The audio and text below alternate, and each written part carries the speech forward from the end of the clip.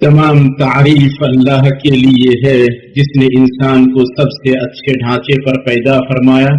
میں اس پاک ذات کی حمد کرتا ہوں، اس نے اپنے بندوں کے لیے دین مقرر فرمایا اور انہیں سیدھے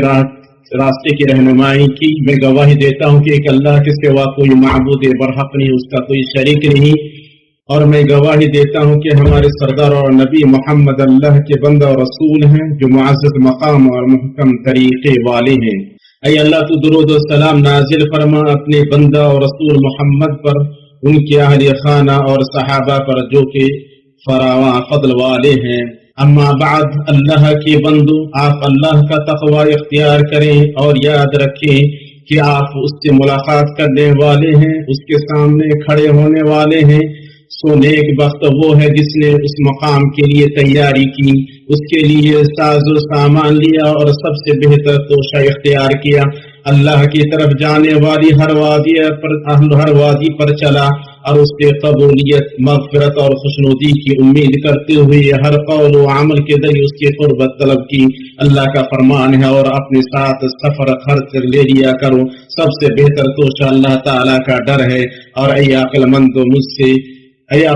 مجھ سے ڈرتے رہا کرو۔ مسلمانوں، نبی صلی اللہ علیہ وسلم کی زندگی تمام حالات کی طرح ماہ رمضان میں بھی ایک زندہ نمونہ، عملی اطلاق اور ایسا قدوہ و منہج تھی کہ مسلمان اس کی پیروی کرتے ہیں اور پرہیزگار لوگ اس کی مضبوطی سے پکڑے رہتے ہیں۔ وہ آپ کے منہج پر چلتے ہیں، آپ کے طریقے سے ہدایت لیتے ہیں اور آپ کے نقش قدم پر گامزن رہتے ہیں۔ اللہ کے اس فرمان کی پیروی کرتے ہوئے، اللہ کا فرمان ہے یقیناً تمہارے لیے رسول اللہ میں عمدہ نمونہ موجود ہے، ہر اس شخص کے لیے جو اللہ تعالیٰ کی اور قیامت کے دن کی توقع رکھتا ہے اور بکثرت اللہ تعالیٰ کی یاد کرتا ہے۔ اور اللہ کی اس فرمان پر عمل کرتے ہوئے جو کچھ رسول تمہیں دے اسے لے لو اور جس چیز سے منع کرے اس سے رک جاؤ۔ ماہ رمضان کا روزہ ہجرت کے دوسرے سال فرض کیا گیا اور رسول اللہ صلی اللہ علیہ وسلم 9 سال رمضان کے روزے رکھے۔ شروعات میں روزہ اختیاری تھا کہ بندہ روزہ رکھے یا ہر دن کے بدلے ایک مسکین کو کھانا کھلائے۔ پھر روزہ حتمی طور پر فرض قرار دیا گیا، مگر صائم اگر افطار کے وقت کھانا کھانے سے پہلے سو جاتا تو اس پر اگلی رات تک کھانا پینا حرام ہو جاتا۔ پھر یہ منسوخ کر دیا گیا اور روزہ موجودہ رائج طریقے پر تا قیامت فرض قرار پایا۔ ماہ رمضان کے ثبوت کے سلسلے میں آپ صلی اللہ علیہ وسلم کا طریقہ یہ تھا کہ آپ یقین رویت یا ایک عادل انسان کی گواہی سے ہی روزہ رکھتے تھے، جیسا کہ آپ صلی اللہ علیہ وسلم نے عمر رضی اللہ تعالیٰ عنہما کی گواہی سے روزہ رکھا۔ اس بابت ابو ہریرہ، ابن حبان اور حاکم نے صحیح سند کے ساتھ ابن عمر رضی اللہ تعالیٰ عنہ سے روایت وہ کہتے ہیں کہ لوگوں نے رسول صلی اللہ علیہ وسلم نے مل کر چاند دیکھا تو پھر ہمیں صلی اللہ علیہ وسلم کو اطلاع دی کہ میں نے چاند دیکھا ہے، تو آپ صلی اللہ علیہ وسلم نے رمضان کا روزہ رکھا اور لوگوں کو روزے رکھنے کا حکم دیا۔ آپ صلی اللہ علیہ وسلم کا طریقہ تھا کہ جب روزہ کے مہینے کے استقبال کے سلسلے میں نبی صلی اللہ علیہ وسلم کا طریقہ تھا کہ آپ رمضان سے ایک دن یا 2 دن پہلے روزہ رکھنے سے منع فرماتے، سوائے اس آدمی کے جو روزہ رکھتا تھا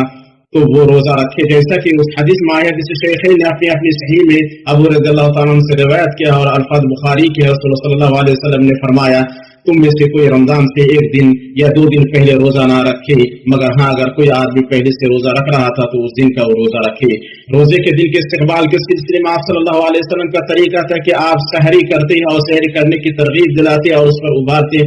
اور اس کی مبارک ادا کہتے ہیں۔ آپ سحری کو مؤخر کرنے کی دعوت دیتے، یہاں تک کہ آپ صلی اللہ علیہ وسلم کی سحری اور اذان کے درمیان میانہ 50 آیت کا فاصلہ رہتا، جیسا کہ اس حدیث میں آیا ہے جسے شیخین نے انس بن مالک رضی اللہ تعالی عنہ سے اور وہ روایت کرتے ہیں زید بن ثابت رضی اللہ تعالی عنہ سے، وہ کہتے ہیں کہ ہم نے نبی صلی اللہ علیہ وسلم کے ساتھ سحری کی پھر نماز کے لیے اٹھ کھڑے ہوئے۔ انس کہتے ہیں میں نے پوچھا اذان اور سحری کے درمیان کتنا فاصلہ تھا، تو انہوں نے کہا 50 آیات کے بقدر۔ روزہ افطار کرنے کے سلسلے میں آپ صلی اللہ علیہ وسلم کا طریقہ تھا کہ آپ افطار کرنے میں جلدی کرتے اور جلدی افطار کرنے اور آپ صلی اللہ علیہ وسلم کی سنت کی موافقت کی فضیلت بیان کر کے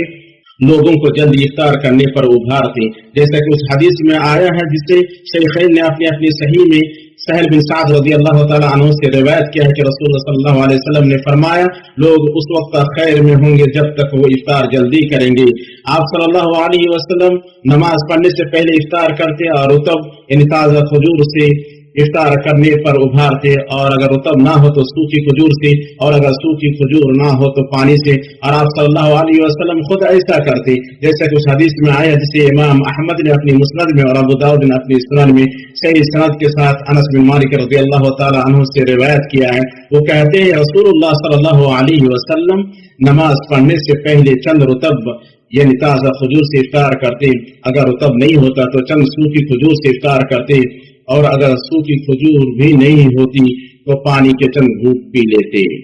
आप सल्लल्लाहु अलैहि वसल्लम इफ्तार करते वक्त यह दुआ करते, ज़हब अज़्ज़म वब्तल्लतिल उरूक़ व सबतल अज्र इंशाअल्लाह ताला, यानी प्यास चली गई, रगें तर हो गई और इंशाअल्लाह अज्र साबित हो गया। इसे अबू दाऊद ने अपनी सुनन में और निसाई ने सुनन कुबरा में हसन सनद के साथ इब्न उमर रज़ियल्लाहु ताला अन्हुमा से रिवायत किया है। आप सल्लल्लाहु अलैहि वसल्लम का तरीका था कि आप इफ्तार के वक्त दुआ करते और फरमाते, रोजेदार के लिए इफ्तार के वक्त ऐसी दुआ है जो रद्द नहीं होती। इसे इब्न माजा ने अब्दुल्लाह बिन अम्र बिन आस रज़ियल्लाहु ताला अन्हुमा से रिवायत किया है और हाफिज इब्न हजर इसे हसन कहा है।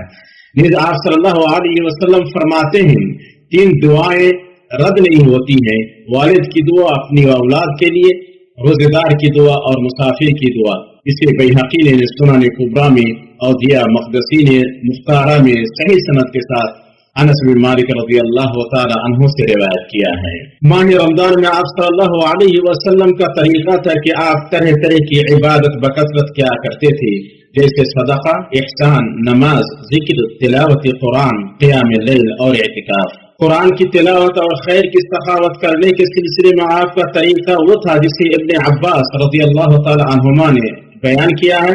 वो कहते हैं, नबी सल्लल्लाहु अलैहि वसल्लम लोगों में सबसे खैर की सखावत करने वाले थे। रमजान में आप उस वक्त ज्यादा फैयाद हो जाते जब जिब्रील आपसे मिलते, जबकि जिब्रील अलैहिस्सलाम रमजान में आपसे हर रात मिलते रहते, यहाँ तक कि रमजान खत्म हो जाता। नबी सल्लल्लाहु अलैहि वसल्लम उन पर कुरान पेश करते, चुनांचे जब जिब्रील अलैहिस्सलाम आपसे मिलते तो आप खुली हवा से ज्यादा तेज खैर की सखावत करने वाले होते। इसे शेखैन ने अपने अपने सही में रिवायत किया है। इस कुरानी मुज़ाकरा में इस बात की वाज़ेह दलील है कि माह रमजान में कुरान के मुज़ाकरा की बड़ी फजीलत है। इस महीने में ज्यादा से ज्यादा कुरान की तिलावत की जाए और वो तमाम अज़कार से अफजल है। इसी तरह इसमें इस बात की तरफ तवज्जो मबज़ूल कराना है कि कुरानी मुज़ाकरा और खैर की सखावत के दरमियान गहरा रिश्ता है, इसलिए कि मुज़ाकरा जैसा कि बाद अहले इल्म ने कहा है, नफ्स की मजीद बेनियाजी से रिश्ते की तरदीद करता है और नफ्स की बेनियाजी सखावत का सबब है। दूसरी बात यह है कि रमजान भलाइयों का मौसम है, क्योंकि दूसरे महीनों की बनिस्बत इस महीने में बंदों पर अल्लाह की नेमतें फजूतर हो जाती हैं। चुनांचे अपने बंदों के हवाले से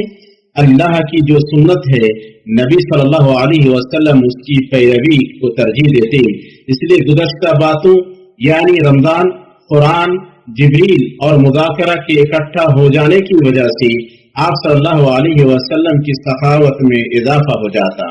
और आप सल्लल्लाहु अलैहि वसल्लम की सखावत रहमत के साथ बराबर चलने वाली खुली हवा से ज्यादा तेज हो जाती। इसमें इस बात की तरफ इशारा है कि आप सल्लल्लाहु अलैहि वसल्लम की सखावत का फायदा वैसे ही आम होता है जैसे बराबर चलने वाली हवा उन जगहों के लिए आम होती है जहां वो चलती है।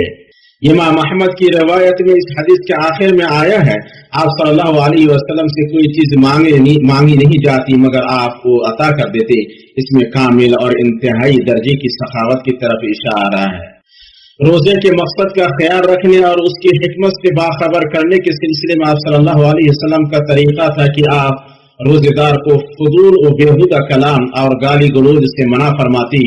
اور گالی دینے والے کو میں روزے سے ہوں کہہ کر جواب دینے کا حکم دیتی، یعنی اہل علم کے صحیح ترین قول کے مطابق اپنی زبان سے ایسا کہے۔ شیخین نے اپنی صحیح میں ابو ہریرہ رضی اللہ تعالیٰ عنہ سے روایت کیا ہے کہ رسول اللہ صلی اللہ علیہ وسلم نے فرمایا، جب تم میں سے کسی کے روزے کا دن ہو تو بےہودہ بات نہ کرے اور نہ چیخے چلائے۔ جب کوئی آدمی اسے گالی دینے یا اس سے لڑائی کرنے کی کوشش کرے تو کہے میں روزے دار آدمی ہوں۔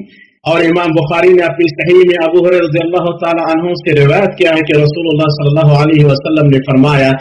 جو جھوٹی بات کہنا اور اس پر عمل کرنا اور نادانی نہ چھوڑے، اللہ کو کوئی ضرورت نہیں کہ وہ اپنا کھانا پینا چھوڑ دے۔ اللہ کے بندو، آپ اللہ سے ڈریں اور آپ کے لیے طریقہ نبوی محمدی میں بہترین نمونہ ہو، کیونکہ سب سے بہتر طریقہ محمد صلی اللہ علیہ وسلم کا طریقہ ہے اور اس کی پیروی میں اللہ کی محبت و مغفرت کا حصول ہے۔ اللہ تعالیٰ کا فرمان ہے، آپ کہہ دیجئے اگر تم اللہ تعالیٰ سے محبت رکھتے ہو تو میری فرما برداری کرو، خود اللہ تعالیٰ تم سے محبت کرے گا اور تمہارے گناہ معاف فرما دے گا، اور اللہ تعالیٰ بڑا بخشنے والا مہربان ہے۔ اللہ مجھے اور آپ کو اپنی کتاب کے طریقے اور اپنے نبی صلی اللہ علیہ وسلم کی سنت سے فائدہ پہنچائے۔ میں اپنی یہ بات کہہ رہا ہوں اور عظمت و جلال والے اللہ سے اپنے لیے، آپ کے لیے اور تمام باقی مسلمانوں کے لیے ہر گناہ کی مغفرت طلب کرتا ہوں۔ آپ اس سے مغفرت طلب کریں، بے شک وہ بڑا بخشنے والا مہربان ہے۔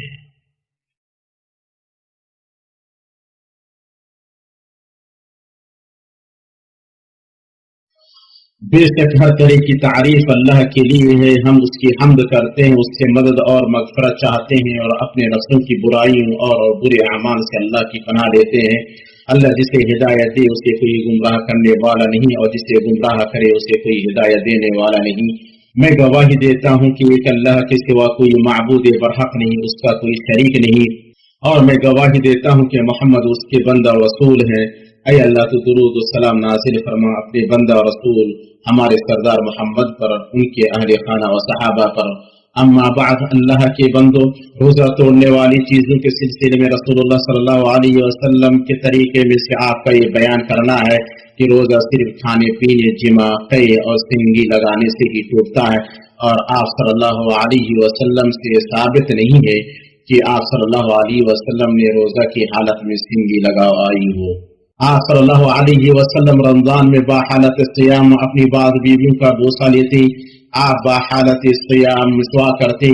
آپ باحالت سیام اپنے سر پر پانی ڈالتے، آپ باحالت سیام کلی کرتے اور ناک میں پانی کھینچتے، مگر آپ صلی اللہ علیہ وسلم نے مبالغہ کے ساتھ ناک میں پانی کھینچنے سے منع کیا، اور آپ صلی اللہ علیہ وسلم کو فجر پا لیتی جبکہ آپ اپنی بیویوں سے صحبت کی وجہ سے حالت جنابت میں ہوتے، پھر طلوع فجر کے بعد غسل فرماتے اور روزہ رکھتے۔ روزے داروں سے نرمی اور ان سے تنگی دور کرنے کے سلسلے میں آپ صلی اللہ علیہ وسلم کے طریقے میں سے یہ ہے کہ آپ نے اس شخص پر سے قضا ساقط کر دی جو بھول کر کھا پی لے، اس لیے کہ بھولنے والا مکلف نہیں ہے۔ شیخین نے اپنی صحیح میں ابو ہریرہ رضی اللہ تعالی عنہ سے روایت کیا ہے، رسول اللہ صلی اللہ علیہ وسلم نے فرمایا، جو حالت سیام میں بھول جائے اور کھا پی لے تو اپنا روزہ پورا کرے، کیونکہ اللہ ہی نے اسے کھلایا اور پلایا ہے۔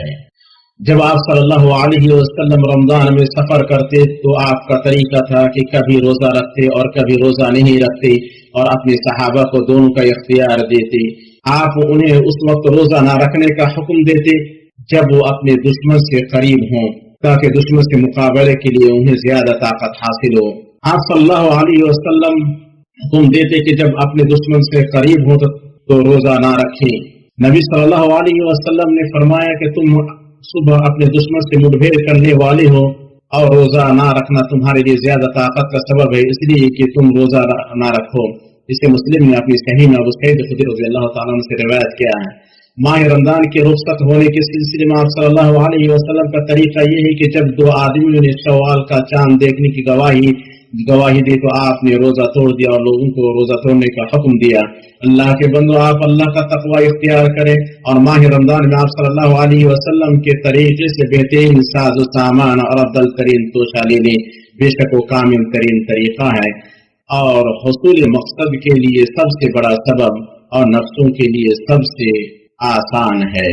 آپ سب خاتم المرسلین پر درود و سلام بھیجیں۔ اللہ تعالیٰ کی کتاب میں آپ کو اس کا حکم دیا گیا ہے۔ اللہ تعالیٰ نے فرمایا بے شک اللہ اور اس کے فرشتے اس نبی پر درود بھیجتے ہیں۔ اے مومنو تم ان پر درود بھیجو اور خوب سلام بھی پڑھتے رہا کرو۔ اے اللہ تو درود و سلام نازل فرما اپنے بندہ رسول محمد پر، جیسے تجھے دونوں نازل فرمایا آل محمد پر۔ اے اللہ تو برکت نازل فرما محمد پر اور آل محمد پر، جیسے تو نے برکت نازل فرمائی ابراہیم پر اور آل ابراہیم پر، بے شک تو عظمت والا اور حمد والا ہے۔ اے اللہ تو راضی ہو جا ان کے خلفاء راشدین عمر، ابو بکر و عمر، عثمان اور علی سے، باقی تمام آل و اصحاب اور ازواج مطہرات سے، تابعین سے، ان سے راضی ہو جا جو تا قیامت ان کی اچھی طرح پیروی کرے۔